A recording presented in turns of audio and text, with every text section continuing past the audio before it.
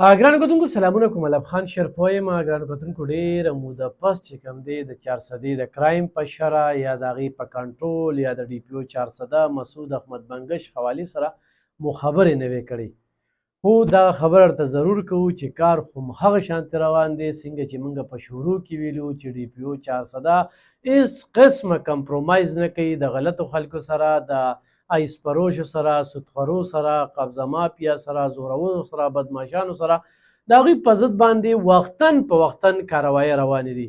خو د مصروفیاتو په وجه باندې په ډېرو ایشوګانو باندې موږ خبرې ونه کړې شوې، وخت میلاو نه شو. خو دې وخت کې د 400 د ډي پي او حوالې سره خو صفت یې کې نو زورور خلک، بدرنګه خلک هغه به در باندې د رنګ رنګ پروپیګنډې کوي او د رنګ رنګ خبرې به کوي. خو دا خبرې زه د ځان دپاره نه کومه، موږ دغه بدرنګو خلکو، دغه شانتې ناسوري خلکو دوی موږ وخت په وخت ټارګېټ کړي یو، او چې کوم ټیم کې مو ورته موقع میلاو شوې ده نو خپله پنتره یې چال کړې ده، یو ډوزه یې ایښتې ده او لونډې لپاړې او هغه عجیبه عجیبه مخلوق چې ورته وایو چې د ایمان نه تیر نو هغوی هغې خبرو له دوام ورکړی دی. خو بهرحال په دغه امکان نشته، بر د الله کیمره لګېدلې ده. دا د هغې خلکو دپاره خبره کوم چې هغه برداشت نشي کولی.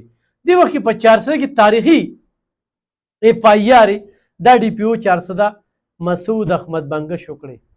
د چا د خولې نه هم خبرې اورېدلې دي، د چا د خولې نه هم صفت اورېدلی دی، او خو صفت شوي په دې ځله کې نو هغه به د امن جرګې سید کمال شاه باچا د هغه د غړو نه علاوه د بل چا د خولې نه ما داسې په سوشل میډیا ډاګیز صفت نه دی اورېدلی. په ټولګي کې خور سړی کوي، په کمره کې هم کوي چې لکه ډي پي او راغلی ډېر نر سړی دی، دا هم ښه خبره ده. خو خبره هغه ده چې په جاریو کې نو یو ښه افسر ته حوصله افزایي میلو شي، یعنې بالکل د میډیا شوقین افسر نه دی. د میډیا شوقین افسر نو تاسو به کتل روزانه به پریس کانفرنس وي، روزانه به په ویډیو آډیو راته، خو ما سره وخت نشته دی، زه به ورسره یو طویل انټرویو کوم او خبرې اترې به ورسره کوم چې کله هم دې پرې مې لیده کاتو شو او ملاقات مو ورسره شو. خو دا مې دا خلکو دپاره کول چې هغوی د دغه بار راتګ ولې نه کوي چې بیا هغې خلکو ته ټارګېټ کېږي، د چا د کور نه چې وله راځي یا هغه خلک چې هغوی سره ډېره زیاته پیسه ده. د هغې د تاسې یو ذکر کومه، تېره ورځ د تنګي پولیسو یو پوډري ونیوه او دغه پوډري چې کله د بي بي اے کینسل کېده نو هغه ته پولیس والا وکلا ورته ووي چې ځان غیبوه. خیر هغه ځان غیبو را غیبو، هغه هم خپل ځان پېژني او چې څوک ورسره نو هغه هم پېژني. نو هغه اخره کې ځان په باتروم کې ځان پټ کړو، پولیس ګرځېدل. خو دغه ټایم کې سپیشل برانچ والا هغوی ته پته ولګېده نو هغوی ډي پي او 400 ته میسج وکړو. ډي پي او 400 تنګي ډي سي پي ته میسج وکړو، خو دا سړی درنه د قچرو نه ووته نو حوالات کې به تا اچوم. دا زما ذرایع دا خبره کومه، زه نه یم میلاو شوي، دا یو اټل حقیقت دی. بهرحال پولیس ته ټولې قچرونه تو شو او سړی چې ګرفتار شو نو بیا د ډي پي او صاحب اس ایچ او ته دا احکامات وو چې کټ په د حوالات مخې ته واچو، دغلته بوده کېږي چې دې حوالات کې یو حاضر سروس ډي آی جي د هغه پوډري دپاره شفارس کو اس ایچ او ته، او د اس ایچ او ورته دا جواب و زما ذرایع وایي چې یاره جي دې وخت کې زما ډي پي او افسر دی او د هغه حکم دی نه شم راویستی، او چې کله مې تا سره ډیوټي راشي بیا چې ته را سره څه کوې دا ستا خوښه ده. بیا په دې دوران کې چې شپه شوې ده نو څه کسان راغلي تاڼې ته او تاڼه کې ورته ویلي شوي دی کسانو چې یاره دغه پوډري صاحب چې کوم دی هغه یو چرس سیګرټ څکي نو دا ورله ورکه. نو پولیس والا ورته 2 لکه روپۍ د یو سیګرټ ویلي دي، هغوی منلې ده، خو دغه ټایم کې چېرته بیا اس ایچ او راویښ شوی دی نو هغه جوړ توړ هم مکمل شوي نه دي.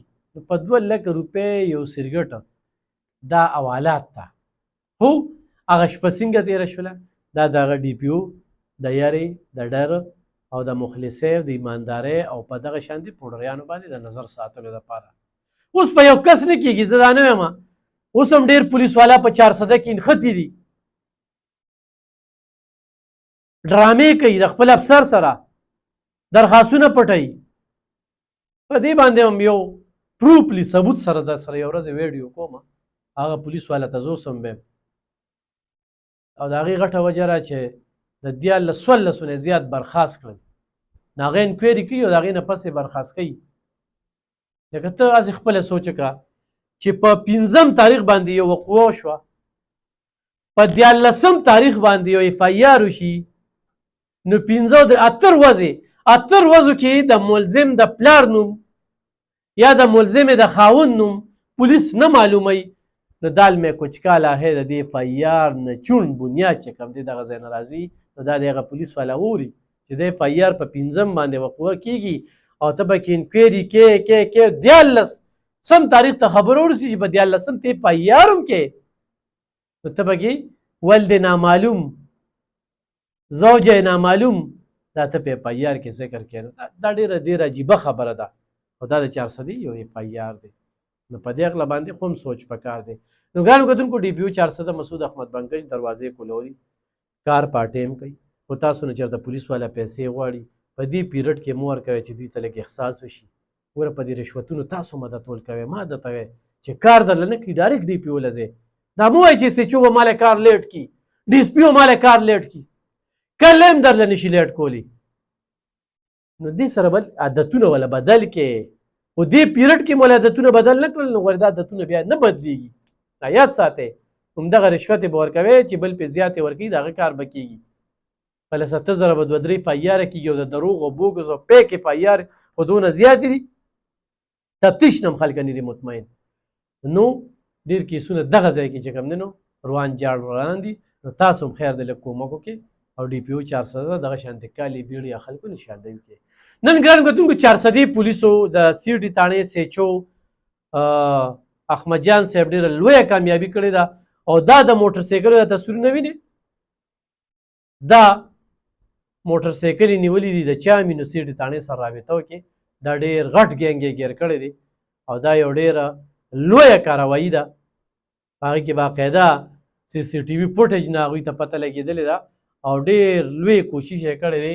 خو زما د دغه ایس ایچ او سی ډي سره یو ملاقات شوی دی، سړی ښه قابل دی، په دپو هم پوی دی، او د پښتنو په دوز دستور هم پوی دی، او د 400 په دوز دستور یې خو هم ځان پوی کړی دی.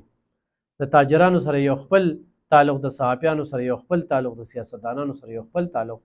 خو دې وخت کې په سی ډي تاڼه کې هغه په جرمونو کنټرول ساتلو کې خو هم ډېر حده پورې کامیاب شوی دی.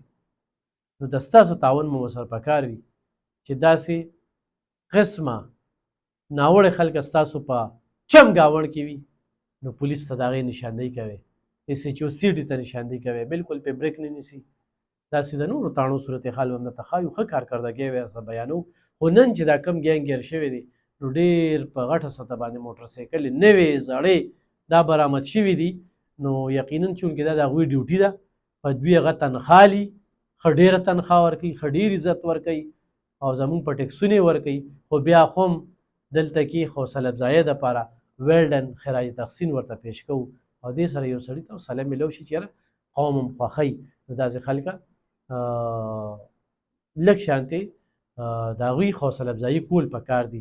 نو ډېره لویه کاروایي کړې ده، خو دا هم د ستاسو په انفارمیشن شوي وي، چا به انفارمیشن ورکړی وي، نو پکار ده چې موږ د دغه شانتې غلطو خلکو نشاندهي کړو. ډېره مننه.